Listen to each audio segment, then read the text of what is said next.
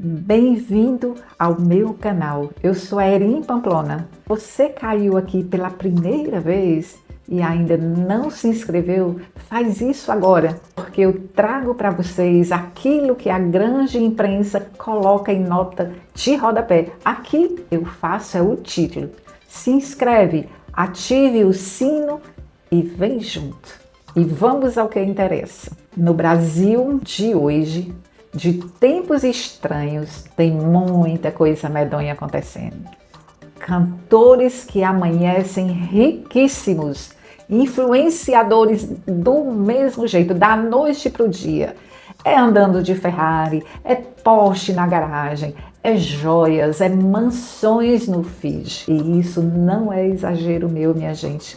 Isso é real, é vida real. É a vida de ostentação sendo vendida 24 horas por dia nas redes sociais, como se fosse um caminho natural para qualquer um que nasce sem nada. Mas deixa eu contar uma coisa para vocês que ninguém está contando e que eu observei agora na Operação Narcofluxo, deflagrada essa semana pela Polícia Federal, e mostrou exatamente o que acontece.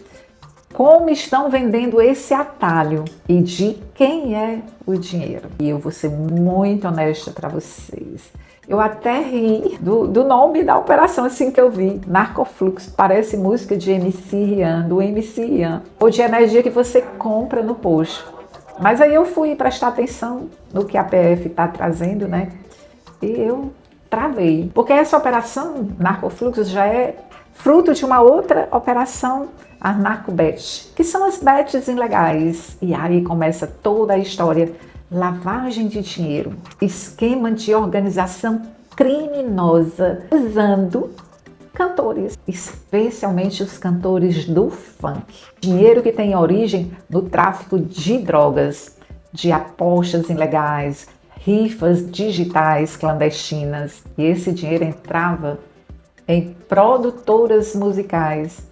Ele passava por criptomoedas, o caminho, né? Principalmente uma tal de USDT. E saía do outro lado, como imóveis de luxos, carros importados, muitas, aliás, quilo de ouro no pescoço, né? Aeronaves, tudo, minha gente. Não tinha nada no nome dos cantores, não. Tudo em nome de terceiro, e que a Polícia Federal chama isso até de escudo de conformidade. E é quanto mais famoso você é, mais difícil fica de alguém olhar para o seu extrato bancário e achar estranho. Aí o engajamento tira blindagem, aquela velha blindagem que a gente tem falado aqui muito nesses últimos dias. E tudo seria genial se não fosse crime. Eu até admiraria a criatividade, mas é crime, então não vou admirar. E tem vários nomes que a mídia nem apresenta. Ela chamou a atenção de 3, eu vou falar só de 3. Do MC Rian, do MC Rodo do Bose e do dono da Choquei. O MC tem uma particularidade. Ele começou a ser patrocinado por alguém que era o operador do esquema desde os 14 anos de idade. Quer dizer, um garoto com uma aspiração de enriquecer tudo. Quem chegou junto dele? Alguém ligado à organização criminosa. O MC do Pose nasceu numa comunidade lá do Rio de Janeiro, ou o nome da comunidade, e foi preso num dos melhores bairros de lá, que é o Recreio dos Bandeirantes. Estava numa mansão lindíssima. É tipo assim, cresceu no Rodo, preso no Recreio, e eu não vou fazer piada, porque o próprio trajeto dele já é uma grande piada.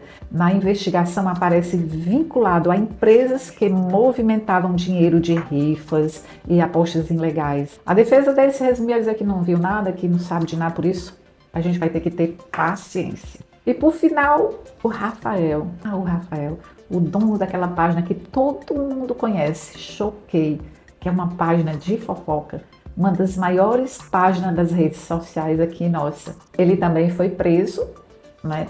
E ele é classificado como operador da mídia. Ele servia para trabalhar as imagens daqueles que estavam lá na organização criminosa, criar uma narrativa bonita com relação a eles quando por um acaso fosse vinculada a alguma notícia negativa. E com ele, meu filho, foi aprendido, sabe o que? Com esse camarada aí do Choquei, esse rapaz, um colar grosso que nem presta, com a imagem de Pablo Escobar acima do mapa de São Paulo. Eu não sei se vocês sabem, mas Pablo Escobar foi um dos maiores narcotraficantes da América Latina. Aí é que eu tenho que parar, né? Respirar, porque o negócio é sério. Não é exagero. Mas o mais grave que eu vejo, aí vem o problema social, é porque a vida que eles ostentam nas redes sociais é aspiração. E é exatamente esse o problema que a gente vai discutir agora. Porque não é o funk que é problema. Eu acho que ele é uma expressão cultural periférica legítima. Eu não gosto, você pode gostar e tá tudo ok. Eles mostram uma realidade que realmente eu não conheço, que muita gente não conhece. E eu não estou aqui para criminalizar nenhum estilo musical, porque eu acho que esse argumento é preguiçoso demais. E eu prefiro uma análise mais séria, considerando que o problema não é a música, não é a batida. O problema é quem financiou esse músico, esse cantor, este artista. Com qual dinheiro e desde quando?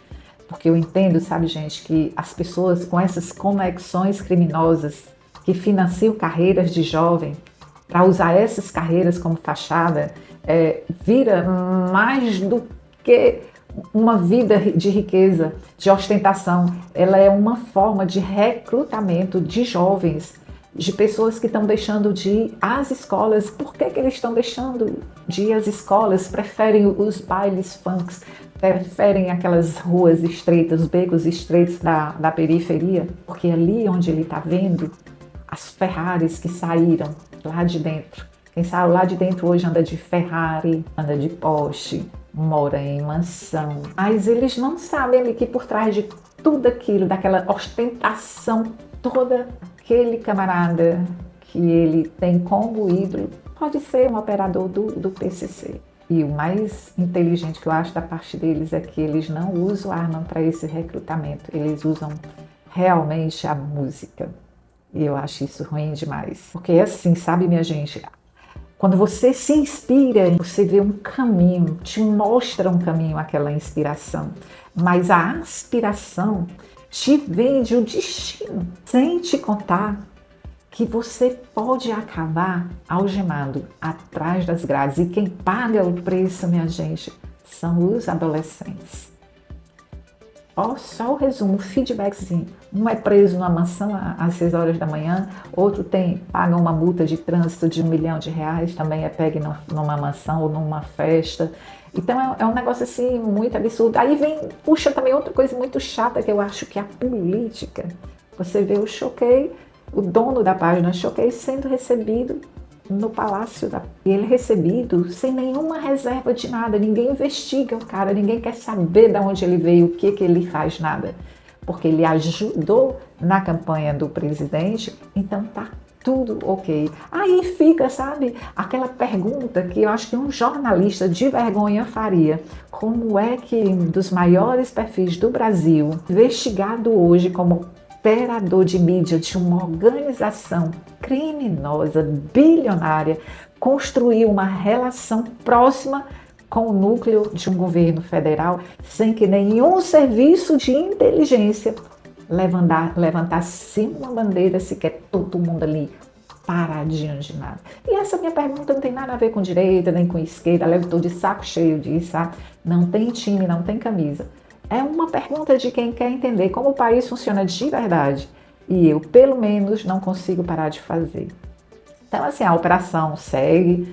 Acredito que haverá novos desdobramentos. E é isso aí, o Brasil de 2026. E isso que eu estou falando para vocês deve contar alguma coisa daqui para frente. E se você chegou até aqui, obrigada de verdade. Não é pouca coisa, tá aqui esse tempo com vocês, num assunto que eu sei que dá preguiça, mas minha gente, ele é muito importante. Então compartilhe esse vídeo, não porque eu precise de alcance, porque esse assunto merece mais do que 15 segundos que a imprensa vai dedicar a ele, ou já se dedicou. Então vai lá, se inscreve, comenta e compartilha. E se você ainda não se inscreveu agora, tá perdendo, porque toda semana, quase todo dia tem coisa nova aqui, sem time, sem partido e sem patrão. Nos vemos no próximo. Cuida de você, paz e bem.